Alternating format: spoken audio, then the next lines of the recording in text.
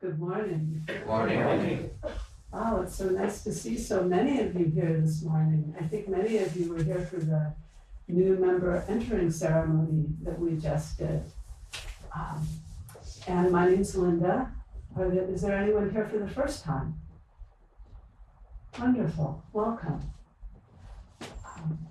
And I'm so filled with joy from just doing this new member welcoming ceremony, because it's a ceremony of acknowledgement, recognition, gratitude, appreciation, and as so many Zen things are, the celebration has a soft, quiet quality to it, but also suffused with joy.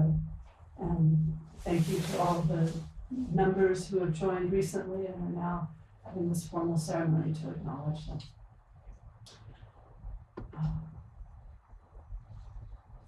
And when we have meals, we talk about, there's a phrase, giver, receiver, and gift. And it's this cycle of three, that there's a giver, there's a receiver, and then there has to be a gift in there, but they're actually inseparable. And so the cycle of generosity is empty, in the sense that there is no thing to grasp onto, but it comes alive in manifesting it, in enacting it. They're inseparable. So to become more involved in Berkeley Zen Center is to open yourself to the whole interplay of giver, receiver, and gift. When I first came to Berkeley Zen Center in the mid-90s, January of 96, oh wow, 30 years in a matter of weeks. Now, when I first walked through the gate, I felt welcomed in a really nice way. I'd come late because I refused to believe what was posted on the flyer. It could not be that early. Monday morning was when they had this special thing that started at 5:49. So I showed this a little later. Fortunately, it happened to be at the clunk. So there was somebody outside who just very gently with hand signals waved me here and there and let me know that I was welcome, which was really powerful for me. It was a very quiet way. I felt seen. I'd meditated before, quite a bit, but I hadn't done Zen. I didn't know any forms. And it just felt really good to be here, to be in the Sendo, to feel the strength of the practice, which was really palpable when I entered the Sendo. And then, and everybody left quietly afterwards, but Dolly Gatosi, who was there then, she saw that I was coming every day. It really worked. I was very fortunate to be my work was on one end of the line. There was my house, the Zendo, and where I was working. So I just came every day because work was at 8. And she noticed that I was coming. So she asked me my name, and then every morning she would say, "Good morning, Linda," and wish me a good day. So those moments of feeling seen and appreciated were really, really wonderful. I think I would have also been fine, and many people are, to just come very quietly, not have any interactions, and just have the feeling in the Zendo. But for me, the two together were really important, specifically because I already had a sitting practice, a strong sitting practice, and I was doing a lot of Vipassana retreats. I think in the year before that, I managed to spend 5 weeks doing that. But there wasn't a Sangha in the East Bay for Vipassana. There was one night a week group, but it was kind of far, and then there was Spirit Rock. It was huge. And I knew I needed Sangha practice, that it wasn't just about sitting. It was something about practicing together with other people in Sangha, and all the things that come along with that. And I had no idea what all went along with that. It was a calling at that point in my practice, as much as earlier I'd been called to practice. There was a resonance, I was like, And it was very interesting. I had apparently been interested in finding a place to sit or a place to sit Zen 2 or 3 years before I came, because about a few months after I started practicing, I found we used to only have mailers before the internet, like a little mailer trifold. It was very nice. And I found that I already had one, and it was dated like 2 or 3 years ago. I'm like, wow, what happened to that? Wasn't the right time. And then it was. So as I said, I started and just kept going, not knowing what it would lead to.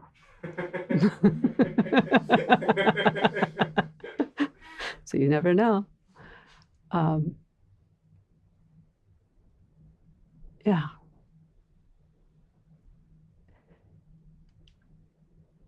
So a few months after I had joined, I was standing at the bulletin board looking at things, and I think it was after Soji in the morning. Or maybe it was a Saturday. It was a Saturday. And I remember it so clearly. It's amazing. And Ross came over and he stood next to me and he said, I see that you've been coming a lot lately. And that's really great. And it seems like you're getting something out of the practice. I said, yes, I am. And he said, have you ever thought about becoming a member? I'm like, no. And I was really kind of embarrassed because it hadn't occurred to me to do that. I wasn't a joiner. I didn't kind of do that. And I realized that, my experience of just coming, and I was only coming in the mornings, not even on Saturdays. I had a yoga class on Saturday mornings, which at that time was the priority. But so I was only coming in the mornings, and I didn't see all that went into making Berkeley Zen Center happen in all the ways that we're used to. If I'd come for Saturdays, I knew we did Soji together, but I didn't see any more than that. But what I got was that, I was needed in some way to make this all happen. That I appreciated that Ross had brought that up with me, because I recognized that this is something that a lot of people create together. They're all doing things. There are buildings, there's, forms and ceremonies, and I've been just receiving. And I realized that I could participate. I could belong rather than just coming. And I hadn't done something like that before in my life. So that was fresh. And the next thing that, the next kind of marker in my practice, it was not long after that, I sat my first one-day Zen sesshin. And I was assigned the role of bell ringer, which means that you get up and play that bell rather than one of these bells to mark the beginning and end of each period, and lead the walking meditation during the periods between zazen. And that was a completely different experience than just coming in and sitting down and following along, because I had to watch the clock. I had a form. It was like clear instructions. It wasn't like it was a hard thing to do, but it meant that I felt responsible all day long. And I was really honored and surprised that they would entrust me with a role like this. And it was also hard. It was not an easy thing. And it stretched me, and boy, did I get to see my mind. I'm not even getting a break. How do I take how do I gotta go to the bathroom, you know? I'm leading all this time. And in the moment, it was not my best one-day sit. It was fine, but it was a little tense, you know? But I've had a lot of difficult sittings. So, you know, but the thing was, it really got me in the door. And especially, it wasn't just that I was left alone. Periodically, someone would come check in, you know, because they knew I was new to this and find out how it was going. And just, do you need anything? I mean, it was simple. It was like, you okay? Yes. And I was okay. And I stretched. So you never know what you're going to get when you just say yes. But a lot of the time, even if that moment is hard or challenging or presents you with something new that you weren't expecting, I mean, it always does, right? You say yes to something when you don't know exactly what it, you think you know what it is, but it's always different. But that capacity to trust that you can grow into something, trust that you'll be supported, trust that it's okay. Whether it's cooking for the Sangha or serving or cleaning the toilets, you know, it's all forms of support and it's all necessary. So, you know, to practice Zen is to practice with others. Used to have a Sangha member here many years ago, very dedicated, very devoted, and now one of the foremost, still a priest, and one of the foremost translators of Japanese Zen today. And at the time, he was much younger then. He said, you know, if you're not sitting with other people, it's not Zazen. You know, it's like, this is what we do. This is our practice. And I wouldn't go that far, but I would say that it's a whole realm of practice that is different in some ways than sitting by yourself at home. Because you're rubbing up against people. Even if it's just rubbing up against them because they're breathing in a way that you would rather be otherwise. Or they moved, or whatever it is, you know. And I personally really value both forms of practice. I started off in Vipassana. I first resonated with Zen, reading it, but then I couldn't find a place to practice. So I started sitting Vipassana, and it was wonderful. I loved it. And I still love it. I still go on Vipassana retreats when I can because it's just dropping off everything. It doesn't have all these opportunities, but it has a lot of space. But I knew that it was really important to also bridge between sitting on the cushion and the world and relationship and people. So, you know, like any relationship, your relationship with practice, your relationship with this Zendo, with Berkeley Zen Center, with the Sangha and individual Sangha members, it's a commitment, it's a relationship. So it has like every possible flavor of relationships, not necessarily on one person, but like everything comes up. And because, you know, we come together regularly and over time, and I think critically because whether formally or less formally, we're all here for like the same core reasons, which is to wake up and find a way to live. And then we, you know, in harmony with each other and with ourselves and with the world. And then we get some language and some forms that help us express that, like the Bodhisattva vows, you know, beings are numberless. I vow to awaken with them. And the precepts and the refuges and all these different aspects. So this gives us a container in which to practice and a container in which to learn all the ways that we belong and all the ways that we can support it which changes over time. Sometimes, very often over time, the ways that we can be involved or give and receive or express support deepen over time. And then there's also times in our lives when it's not that way, when we can't for a period of time. When I was coming earlier, I knew a number of people who were here, and they were just really regular.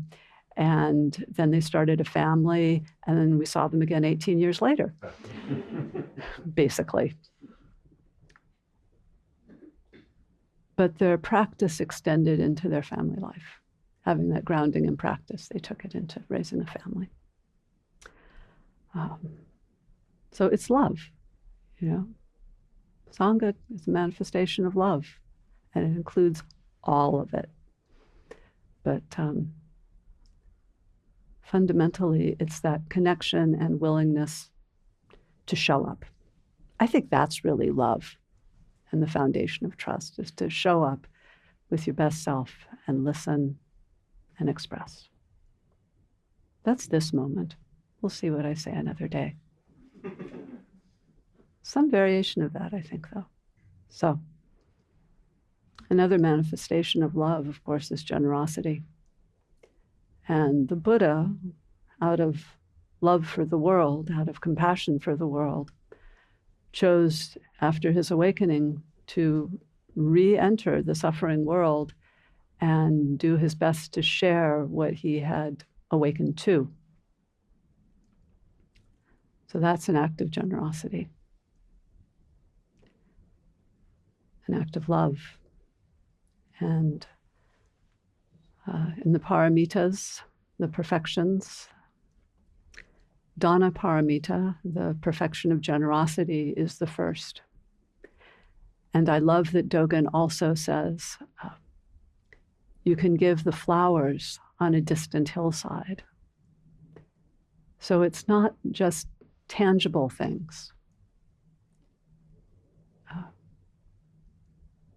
I'm remembering a Christmas carol I loved when I was a little kid, you know, the little drummer boy, pa-rum-pa-pum-pum, you know, and he came to visit the baby Jesus, and he said, I have nothing for you except I can play on my drum. And that, of course, was held up as the greatest gift because it was from the heart. So we can give from the heart. We can give of our bodies in doing things that need to be taken care of. So many of you here do all of these things all the time. And we can contribute to the material support of the temple. All of these things make the temple possible.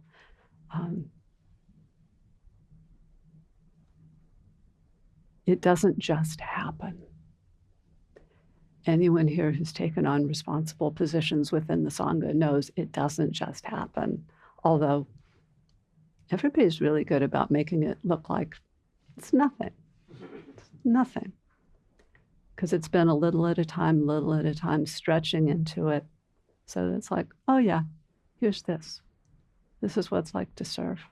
This is what it's like to make a mistake, recover, and go on.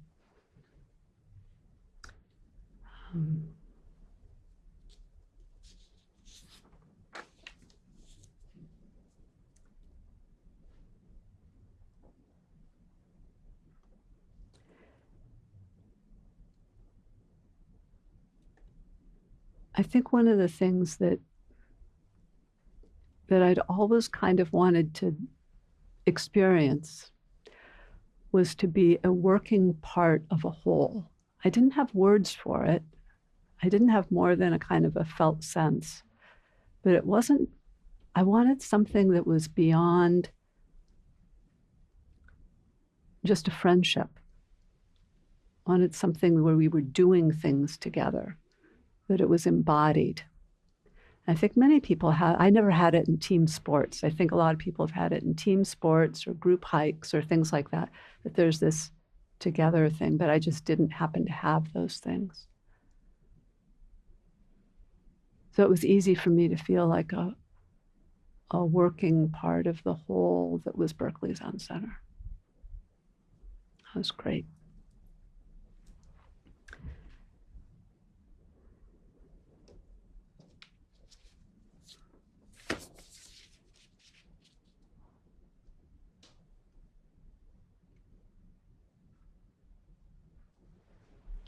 Oh, I want to say a little bit about Sangha. The Sangha is the community. It's one of the three treasures. Three treasures are Buddha, Dharma, and Sangha. The Buddha, the awakened ones, are teachers. There are many meanings to this. And Dharma, the teachings, and Sangha, the community. And the meaning of the word Sangha has changed over time. It originally meant just the arhats, just the awakened ones, the fully awakened ones in the Buddha's time. And then it expanded a little farther, and it included a wider circle as more people awakened in the Buddha's Sangha. And then it included all the monastics, all the nuns, so it's the Sangha of all Buddhists. It also can refer to a particular community, like the Berkeley Zen Center Sangha. And I really like the way it's evolved to become, which Buddhism has also, to become more widely inclusive. The word Sangha, it's a Sanskrit word, and it literally means that which is struck well together. I think kind of like, it was struck. It wasn't stuck well together. It was struck like, like clay or metals are struck well together and they become stronger like that. And it refers to something solid, something not easily broken apart. And in fact, one of the grave, I'm forgetting the word, but it's not a sin. What? Offense. One of the 5 grave offenses, along with killing a Buddha, killing your father, mother, is causing schism within the Sangha. Causing this divisiveness. I'm still turning that one. So.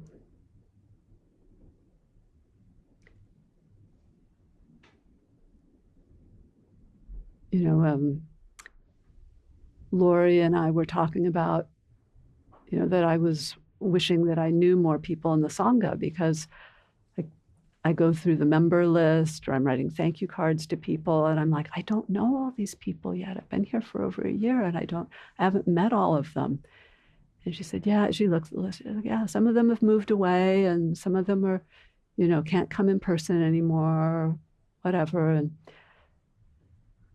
so, she posted something that I would really like to meet with more people, and inviting people to sign up for Dokusan with me. And that's been going great. I don't get to sit much zazen anymore, but I can, not in here. But I feel you from right over there. And I would love to continue that. And also invite people who can't come in person during zazen to just email me. And we'll find a time that works for you, or we can do something on Zoom. So, yeah, probably given what coming into Rohatsu and the holidays, we'll do that in the new year. But I would love to meet with more and more of you. I'd love to hear about your practice and your experience of BZC and what's alive for you. And it also really helps me to just have more and more of a sense of who the Sangha is and what each of you brings and what each of you are receiving or wish that you are receiving. And this is true even if you already have a teacher. I just like being in touch with people and being able to connect a little bit.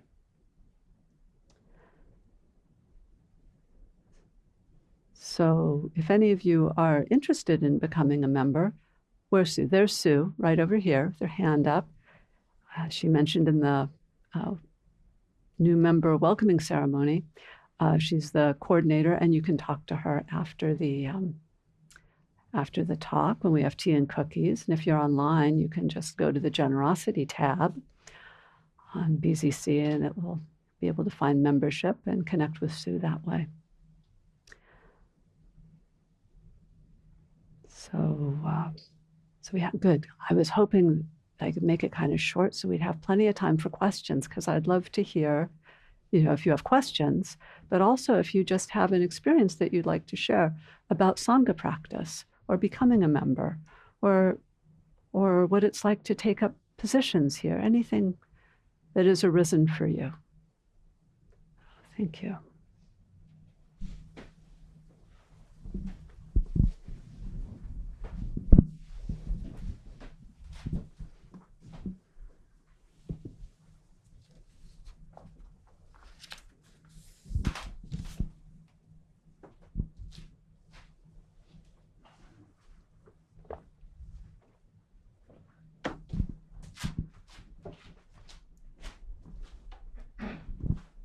Thank you very much for your wonderful talk. I remember one time in Tassajara, a student there who had been studying Sanskrit told me that his best definition for Sangha was something that's nailed down in place.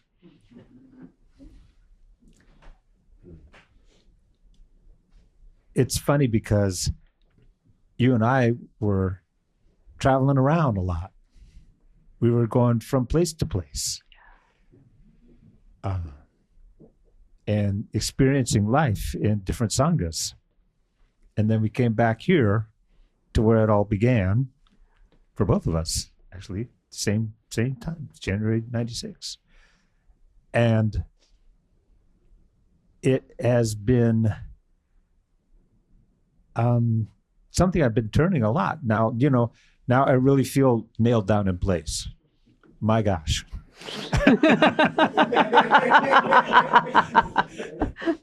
But how do you, there's also a more expansive feeling of Sangha. Like there's more expansive feeling of family. I have a refrigerator magnet that says we're all cousins. and so how do you see including that? Thank you. Well, you may not, some of you probably know, but not all of you probably know that there's a number of what we call branching streams sanghas, which are the branching streams that all come from the one source, who was Suzuki Roshi. So these are all Suzuki Roshi lineage. There are like 80 of them, and they're all around the world. Mostly in this country, mostly on the West Coast, but they're all over. And we have conferences. Colleen and Greg and I got to go to the Branching Streams conference earlier this year, where a number of people come together, and you can see where do morning service where it's a little different. Every service is like, whoa, you do it like that. Okay, great, that's cool. But just to learn about each other. But it's like meeting your cousins, that you don't even know yet, because we share this lineage, we share so much, and then there are the details. There are the family details, of each set of cousins, and like that. Do you have anything you want to add to that, since we've both been traveling? No. Just, it feels very good to be nailed down in place back where it started. Shore. Thank you for your talk, Linda. I'm wondering if you could talk more about, you mentioned just a sentence about making a mistake while doing a role or something around the temple. I was curious if you would talk more about that. It made me think about how I think coming to practice, or I think I've realized that for me, the fear of making a mistake is actually way worse and more painful than making the mistake. And so I was just curious if that resonates with you at all. I'm really remembering the first time I was a Jisha, and I really didn't know what I was doing. And that's a very public role, to not know what you're doing. And I made it through the day and it was fine. I didn't know what I was doing. And frankly, I still don't really know what the Jisha does at all. People are always asking me, I'm like, oh, and I have a thought, like a piece of paper that tells me, but I just really don't know. Anyway, I think I see a mistake. It's like, oh, you can actually be really skillful at making mistakes. And once I realized that it was just another thing to learn how to do, it wouldn't trip me up so much when I found myself in the midst of one. And I'm just curious if you have anything else to add. Or No, all of what you said resonates so much with my own experience. I thought it was the single greatest gift of being on the Doan Ryo at Tassajara for a practice period, because I would kind of freeze when I made a mistake, which makes subsequent mistakes like you're not quite there. So, and it was just like, okay, it's like they're happening every day. Not dying yet. Nobody's dying yet. Nobody talked to me. Nobody gave a funny look. And then my story, I don't know where and when I tell my stories. You may have heard this one also, but just before I was ordained, I was at Tassajara. It was during the spring work period. There were various visitors there, and there was someone on the tan opposite me who, after the robe chant, got up, and she looked like she was trying not to smile, and I was wondering what was so funny, until I noticed, she was wearing a brown robe. She was a Dharma Transmit teacher. Nobody I knew. I have no idea who she was. And then I noticed that the ties, this is tied together right here, which is what keeps it on, were hanging out the bottom. She probably didn't wear okesa really often. And she'd gotten it turned around, so she put it on upside down, and she'd kind of tucked this corner in, which wasn't going to last very long.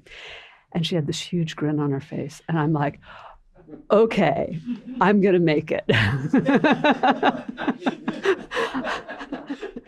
Like, if she can come and make a mistake of that magnitude and be smiling, it's like, I'm all in for this. And just this morning, I read the script for the ceremony, and then all the new members are lining up and they bow, and I'm bowing with them, thinking they're bowing to me. No, it's to the altar. I'm like, oh, okay. And I had a moment, it's like I noticed it, had a moment of embarrassment, and it's like, oh, I'm like, it's okay. And kind of appreciating that it could be okay. So, Sue. And then I think we have someone online. Yeah. Yeah. Thank you for your talk. I'm running around in circles with that wonderful, the gift, the giver, and the receiver. There's no separation here. Like, your mistake is your gift. I've had that experience, which has been life-changing, that it's okay. And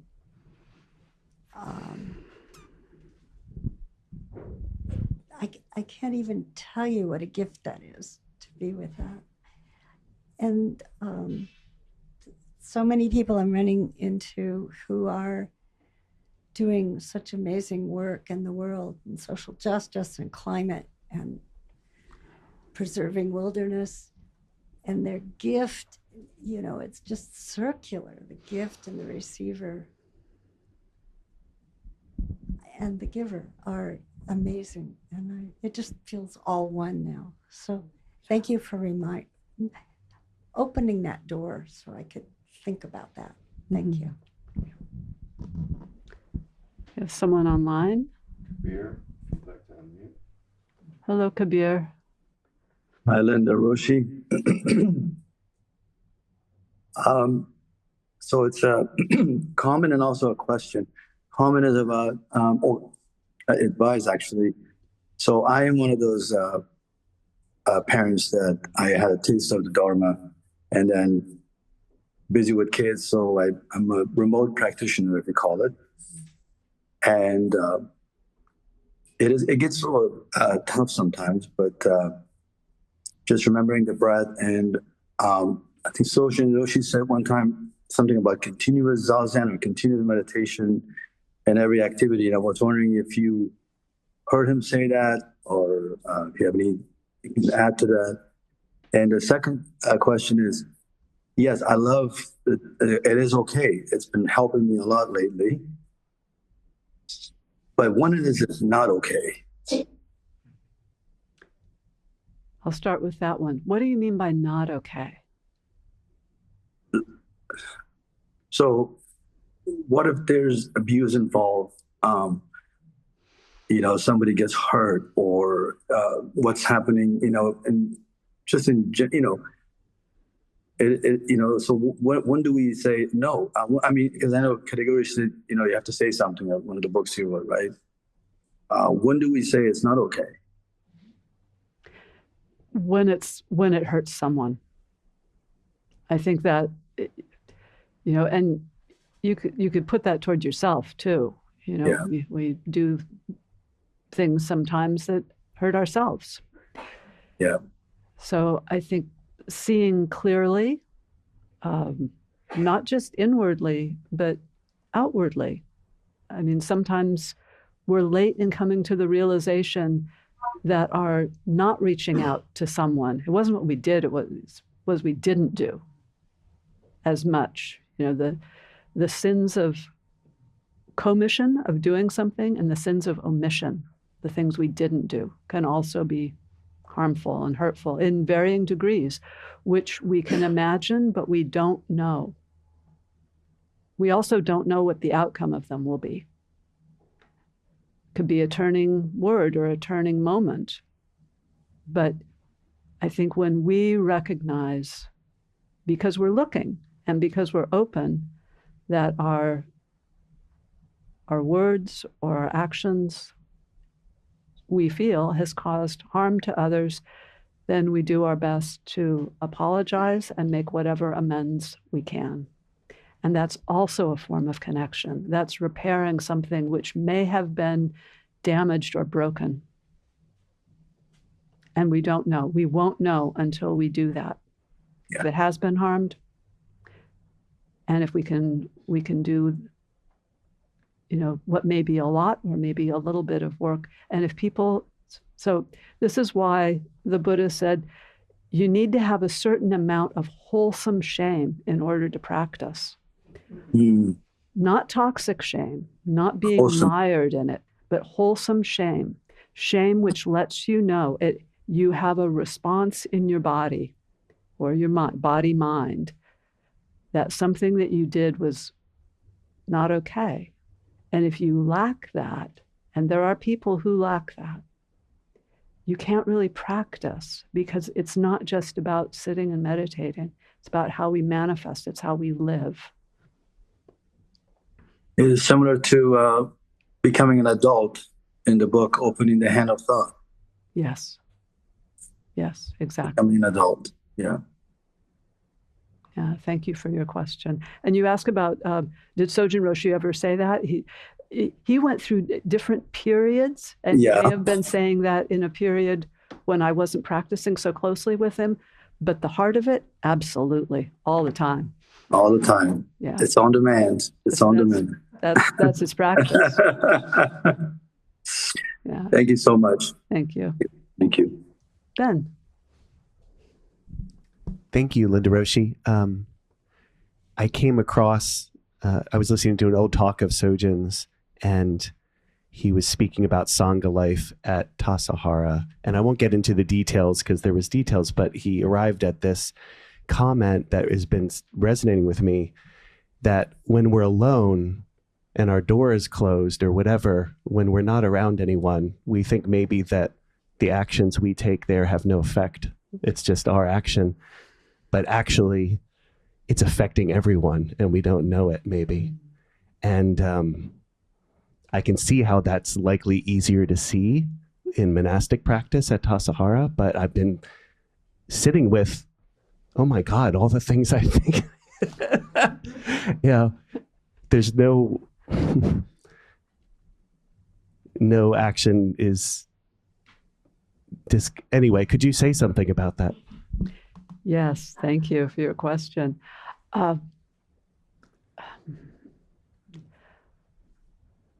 So there's giver, receiver, and gift, which are inseparable, but each of us, all of us, are inseparable from the universe, from the world. Like where, just on a very concrete level, where is my body?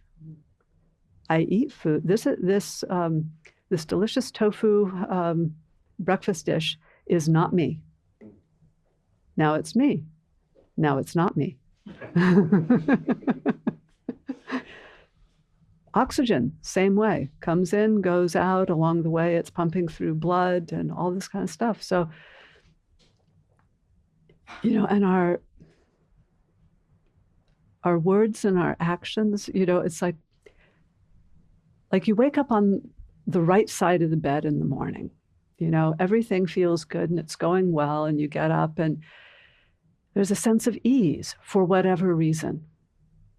And so this is all like stuff happening inside.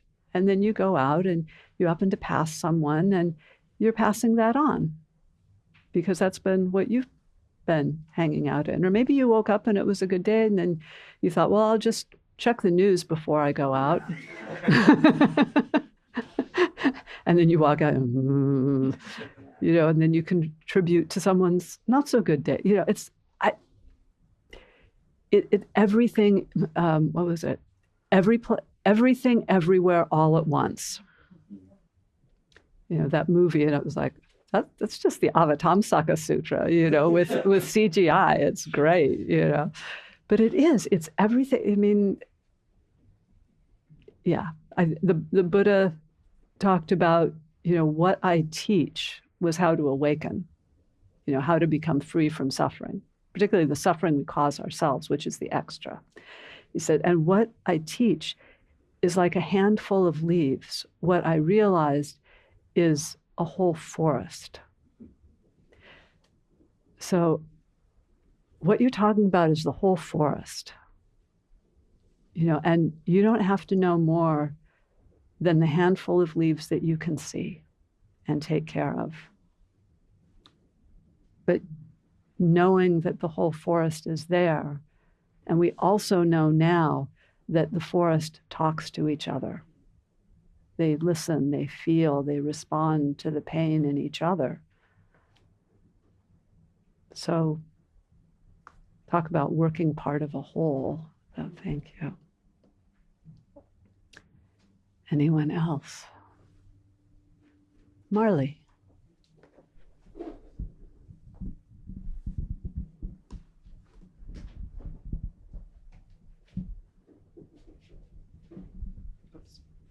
Sorry.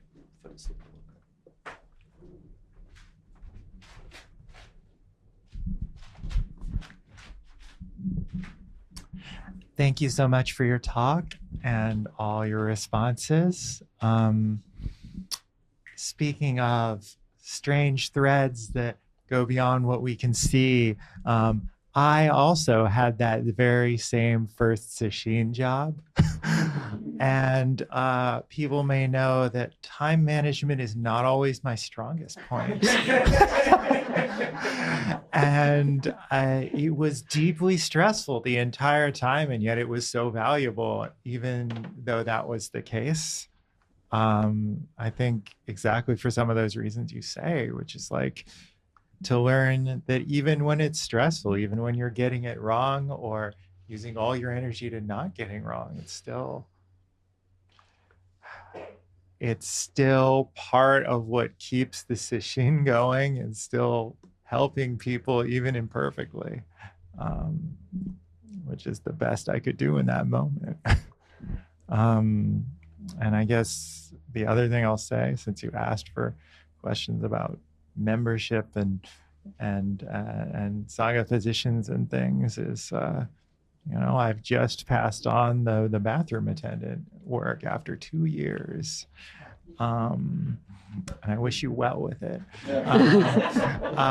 But that really drew me into so much more community around here, because I had an appointment. I'm going to come to Zazen every Wednesday morning, and I would see people. And I was like, even if I don't want to, I'm going to show up so that I can clean the bathroom. And so it reached out far beyond the toilet. So thank you. Yes, just so. We have time for maybe one more. Yeah, Margaret. I would just like to extend a note of gratitude because I entered this tradition through online, not with Berkeley Zen Center, but with San Francisco Zen Center. And it was, yes, the pandemic, but also a time of my life when I was entering a new relationship and then marriage and then a new role as a parent, new jobs, new husband in grad school. Well, so the ability to have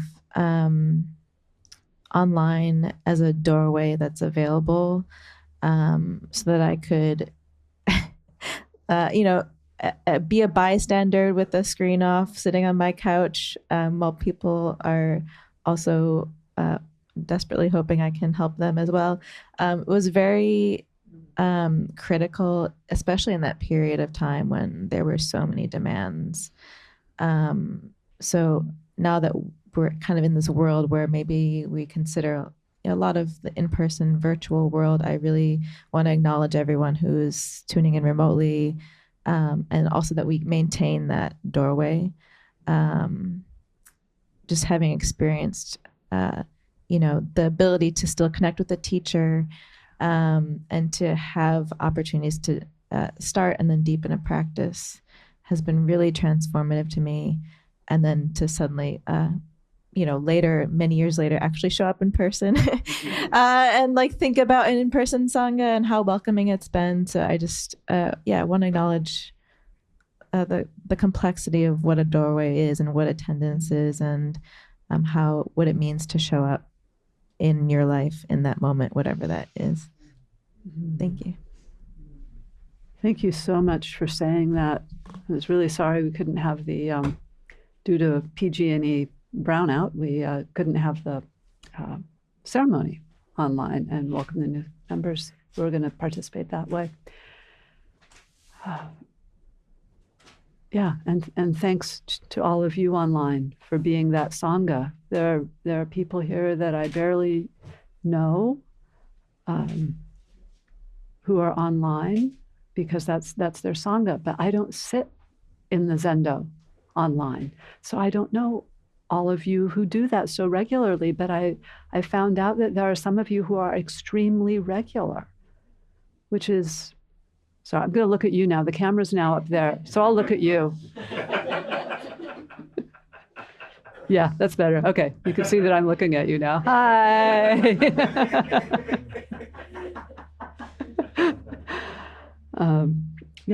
And thank you for making an online Sangha. I'm such a body person. I'm such an in-person person, and I'm older. But what you all are doing, and Blake, thank you so much for being online tech host so frequently. And it's made connection possible, because otherwise, when people's lives change, they wouldn't be able to participate anymore. And now people can. So it's a beautiful thing. On that note, thank you all very much.